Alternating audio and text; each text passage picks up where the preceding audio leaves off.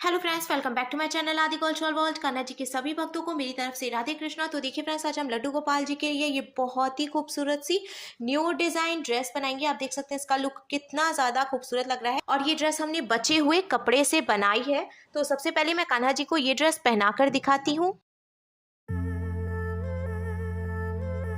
तो देखिए फ्रेंड्स, हमने लड्डू गोपाल जी को ये सुंदर सी पोशाक पहनाई है और आप देख सकते हैं हमारे कान्हा जी इस ड्रेस को पहनकर कितने अच्छे लग रहे हैं। इसका लुक बहुत अच्छा आया है और मैंने एकदम सिंपल तरीके से बचे हुए कपड़े से ये सुंदर सी पोशाक बनाना बताया है। तो प्लीज वीडियो को लास्ट तक देखिएगा, जिससे कि आप भी आसानी से ये ड्रेस बनाकर कान्हा जी को पहना सकेंगे। अगर आप ड्रेस से रिलेटेड या फिर वीडियो से रिलेटेड कोई नॉलेज चाहते हैं या फिर कोई क्वेश्चन पूछना चाहते हैं तो मुझे मेरे इंस्टाग्राम पर पूछ सकते हैं। मेरा इंस्टाग्राम हैंडल है आदि कल्चरल वर्ल्ड 268।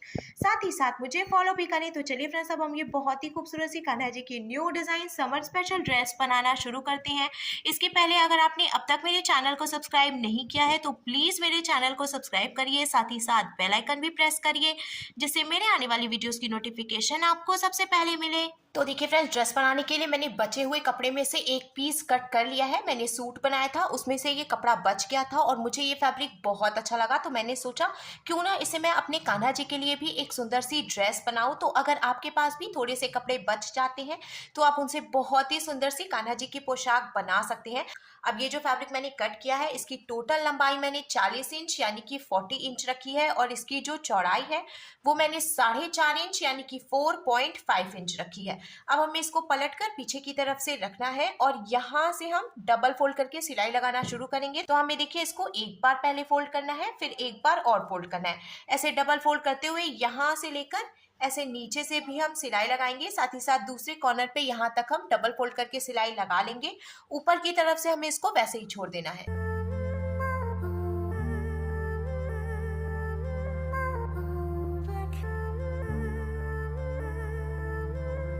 डबल फोल्ड करके सिलाई लगाने के बाद अब हम इसमें लेस लगाएंगे। तो देखिए फ्रेंड्स, मैंने यहाँ पे ये गोल्डन कलर की लेस ले ली है। आप देख सकते हैं ये कितनी सुंदर लेस है और मार्केट में बहुत ही इजीली मिल जाती है। साथ ही साथ ये बहुत कम दाम में मिलती है और इसका लुक काफी हैवी आता है, तो इसीलिए आज मैं ये लेस यूज कर रही हूँ। अगर आपके पास इसमें की लेस नहीं हो तो आप कोई भी दूसरी गोल्डन कलर की लेस भी लगा सकते हैं। अब इसको यहाँ नीचे की तरफ से हमने जो डबल फोल्ड करके सिलाई लगाई है इसके ऊपर रखते हुए हम लास्ट तक ज्वाइंट कर लेंगे।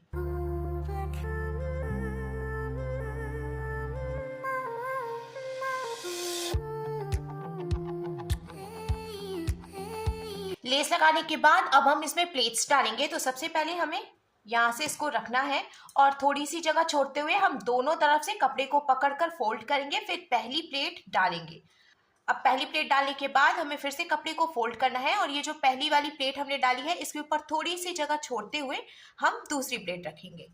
फिर से हमें एक प्लेट और डाल लेनी है। तो देखिए तीसरी प्लेट को भी हम दोनों तरफ से पकड़ के कपड़े को फोल्ड करेंगे और इस तरीके से दूसरी प्लेट के ऊपर थोड़ी सी जगह छोड़ते हुए रखेंगे। अब 3 प्लेट हमने डाल ली है, इसको हम सिलाई लगाकर लॉक कर लेंगे। अगर आप बिगिनर हैं तो आप एक एक प्लेट्स भी डाल सकते हैं। लॉक करने के बाद अब हमें फिर से देखिए ऐसे ही 3 प्लेट्स डाल लेनी है, थोड़ी थोड़ी सी जगह छोड़ते हुए इस तरीके से।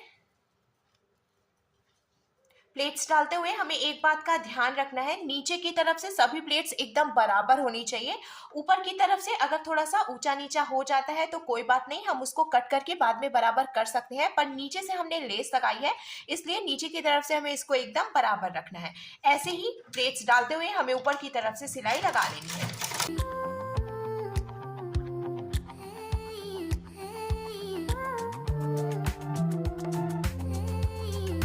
प्लेट्स डालते हुए हमने देखिए यहाँ ऊपर की तरफ से सिलाई भी लगा ली है और उसके बाद मैंने अच्छे से इसको एक बारी प्रेस भी कर लिया है, जिससे प्लेट्स अच्छे से सेट हो गई हैं। और ऊपर की तरफ से जो एक्स्ट्रा कपड़ा था वो मैंने कट करके इसको बराबर कर लिया है। अब मैं आपको कमर की टोटल चौड़ाई भी बता देती हूँ। तो देखिए कमर की यहाँ से लेके यहाँ तक की जो टोटल चौड़ाई है वो मैंने 6 इंचेस यानी कि 6 इंच रखी है। अब हम कमर पे बेल्ट लगाएंगे। तो बेल्ट लगाने के लिए भी मैंने इसी फैब्रिक से एक पीस कट कर लिया है और इसकी यहाँ से यहाँ तक की जो टोटल चौड़ाई है वो मैंने 7 इंच यानी कि 7 इंच रखी है। अब हमें एक बात का ध्यान रखना है, जितनी हम कमर की टोटल चौड़ाई रखेंगे उससे 1 इंच ज़्यादा चौड़ाई हमें बेल्ट की रखनी है। तो कमर की टोटल चौड़ाई मैंने 6 इंच रखी थी, इसीलिए ये जो मैंने बेल्ट कट किया है इसकी टोटल चौड़ाई मैंने 7 इंच रखी है। अब हमें इसको पलटकर पीछे की तरफ से लेना है और एक बार ऐसे फोल्ड करते हुए यहाँ पे हम रखेंगे, फिर लास्ट तक सिलाई लगा लेंगे। लास्ट में भी हमें इसको एक बार ही फोल्ड कर लेना है।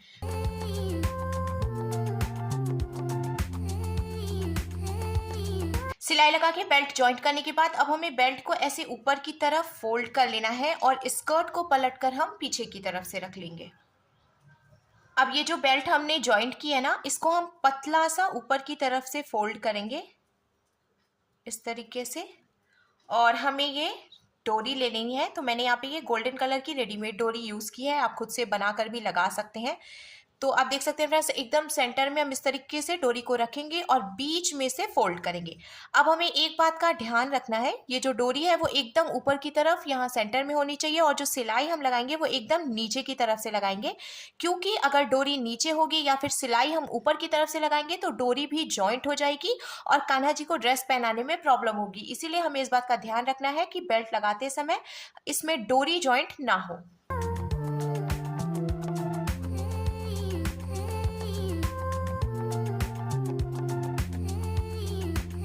बेल्ट जॉइंट करने के बाद अब आप देख सकते हैं फ्रेंड्स, ये जो डोरी है वो जॉइंट नहीं हुई है, इसको हम बहुत ही इजीली इधर उधर ऐसे खिसका सकते हैं। अब स्कर्ट बनकर बिल्कुल तैयार है, हम कान्हा जी के लिए चोली बनाएंगे। तो चोली बनाने के लिए भी मैंने यहाँ पे पिंक कलर के फैब्रिक से ही एक पीस कट कर लिया है और इसकी यहाँ से यहाँ तक की जो टोटल लंबाई है वो मैंने 10 इंचेस यानी कि 10 इंच रखी है और इसकी जो चौड़ाई है वो मैंने 2 इंच यानी कि 2 इंच रखी है। अब हमें इसको पलटकर पीछे की तरफ से रखना है। एक बार ही हम इसको ऐसे ऊपर से फोल्ड करेंगे, फिर एक बार नीचे से फोल्ड करेंगे। अब बीच में से फोल्ड करते हुए हमें बराबर करके इसको एक के ऊपर एक रखना है और सिलाई लगाकर पट्टी तैयार कर लेनी है। तो पट्टी हमने देखिए बना के तैयार कर ली है। अब जिधर की तरफ से सिलाई लगाई है उधर की तरफ से ही हमें ऐसे ये लेस रखनी है और यहाँ से यहाँ तक सिलाई लगाकर ये लेस भी जॉइंट कर लेनी है।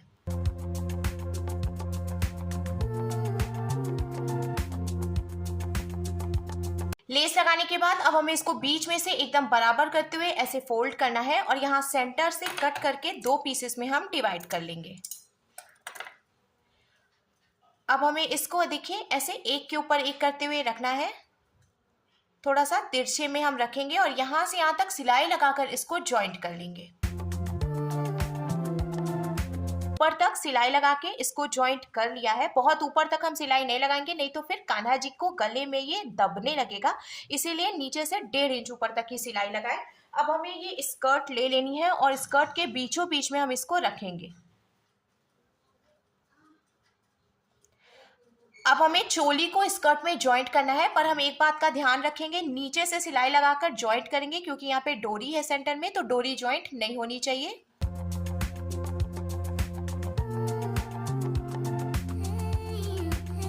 हमने सिलाई लगाकर चोली को स्कर्ट में जॉइंट कर लिया है और हमने नीचे से सिलाई लगाई है, तो डोरी भी जॉइंट नहीं हुई है।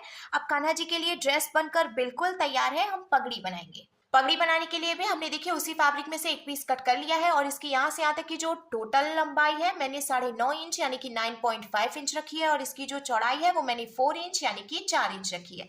अब हमें इसको पलटकर पीछे की तरफ से रखना है। एक बार हम ऐसे ऊपर से फोल्ड करेंगे, फिर नीचे से फोल्ड करेंगे, फिर बीच में से फोल्ड करते हुए एकदम बराबर करके रखेंगे और सिलाई लगाकर पट्टी तैयार करेंगे, जैसे कि हमने चोली के लिए भी पट्टी तैयार की थी। पट्टी तैयार करने के बाद अब हमें इसमें भी यहाँ से यहाँ तक इस तरीके से ये वाली लेस लगा लेनी है।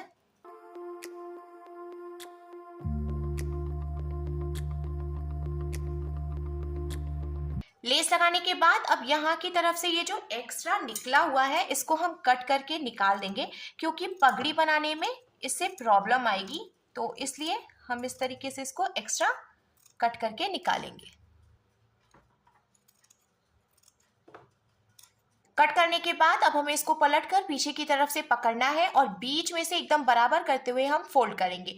अब ऊपर की तरफ से दोनों पट्टी को हमें देखिए ऐसे क्रॉस करके रखना है। आप चाहें तो कान्हा जी के सिर पे पहना के मेजर कर सकते हैं, जो भी सिर का साइज आता है उसके हिसाब से आप इसको ऐसे बड़ा भी कर सकते हैं या फिर ऐसे छोटा भी कर सकते हैं। अब पीछे की तरफ से देखिए पहले हम एक पट्टी ऐसे अंदर की तरफ इन करेंगे, फिर जो दूसरी पट्टी है इसको भी हमें अंदर की तरफ से इन कर लेना है। इन करने के बाद अब हमें यहाँ से यहाँ तक सुई धागे से इसको टक करके जॉइंट करना है। तो आगे की तरफ से इसका लुक कुछ ऐसे आ जाएगा।